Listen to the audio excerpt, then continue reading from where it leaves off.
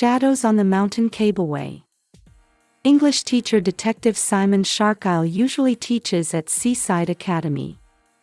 But whenever a mystery surfaces, people ask for his help.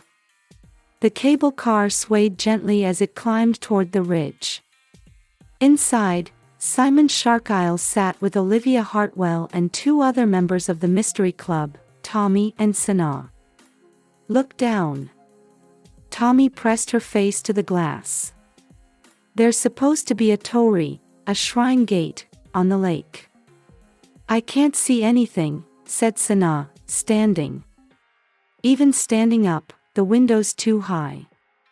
The angle's wrong. Gondolas aren't designed for sightseeing below," said Simon. "You'll strain your neck, and see nothing but reflections."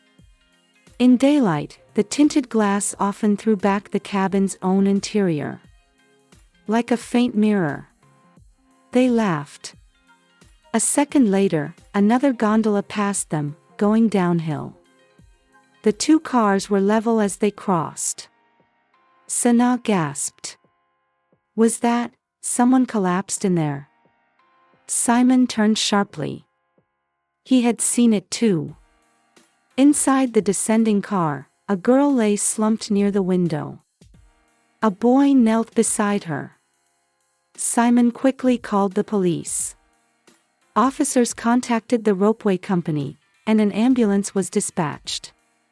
When the gondola arrived at the lower station, emergency staff rushed the girl to a hospital. Station staff mentioned a brief jolt earlier that day. When a crosswind picked up, the boy and other passengers were asked to remain at the station. As soon as Simon and the others reached the upper station, they boarded a descending gondola to head straight to the lower station. At a nearby cafe, a local police officer was waiting with the boy, Daichi, who seemed shaken. He had brought Daichi there to calm him before the interview. An hour later, the officer invited Simon and the students to hear Daichi's statement. "She just stood up to stretch," he said. "Then the car rocked slightly, and she lost her balance. I tried to catch her, but she fell backward." "Did she hit anything?" the officer asked. "There's a corner panel behind the bench. I think she hit that." Cabins of this line had a small angled panel near the back corner. An easy place to bump your head when the car rocked. "How was she acting before the fall?" Simon asked.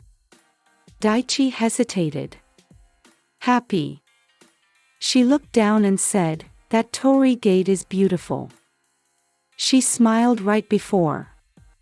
"Did she move from her seat?" "No. She was in the left-hand window seat the whole time. She just turned her head." The officer also listened to the statements from Tommy, Sana, and Olivia. Their accounts aligned closely with Daichi's. Back at the lodge, the club sat quietly. Olivia finally spoke. "Simon, his story made sense." She was sitting. The gondola swayed. She fell. "That fits the injury." Simon looked thoughtful. "Yes.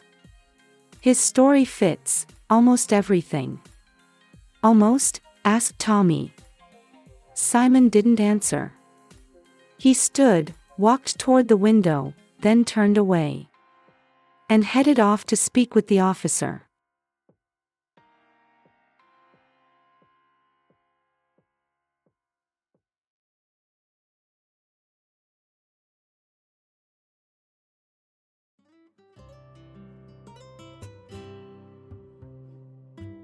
Have you solved the mystery? Do you know the answer? Submit your answer at the site below. Scan the QR code on the screen or use the link in the video description to send it in. Outstanding answers will be featured in the comments section of future videos. See you next time for another mystery.